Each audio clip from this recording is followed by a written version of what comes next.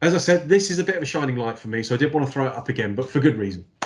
So this is an older style of decision-making model, which I have instilled in me and I still use for all of my decision-making processes of significance. But actually, the fire service has moved on and created something new.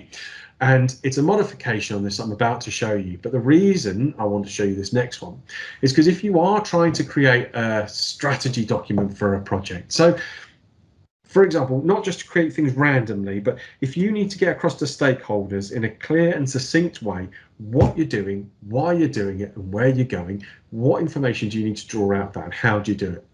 So this tool, I think, is actually, the next tool actually is quite useful.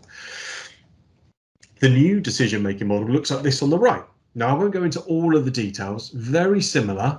You've got the plan element on there, what the situation is about the resource information, the risk information. All of those pieces are still there.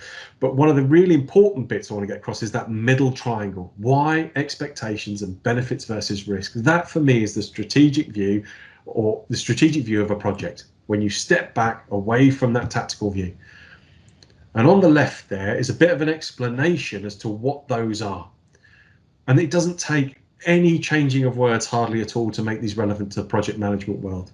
I'll click on and you'll see the first one, for example, we change that simply to why are we making the change? Can you communicate succinctly to all stakeholders at different levels? Why are you making that change? The goals that it links to, again, you guys picked up on it earlier. What organizational objectives? Why are we doing this? How does this support the organization and what it's trying to do? What is this change for? The rationale behind it. What are we planning to happen? So you need to communicate that succinctly to people. You know, what is the outcome going to be? What's the business change? And as you can see, you know, a couple of changes of words and that's it. What are the milestones expected? We don't need a detailed plan. We don't need a blow-by-blow Gantt chart about how we're going to get from point A to point B. We just need to know some of the level 0 milestones. You know, what is this going to mean for us as a journey?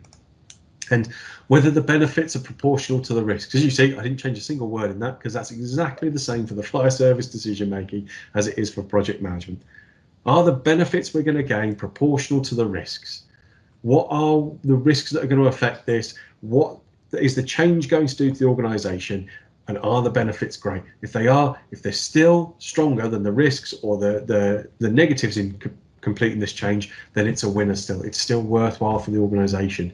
And this is why creating a short strategic plan for yourself like this helps you reevaluate this all the time. You keep going back to those questions. Are we still worthwhile doing? Yes. If not, why not? What's changed and where does this need to go?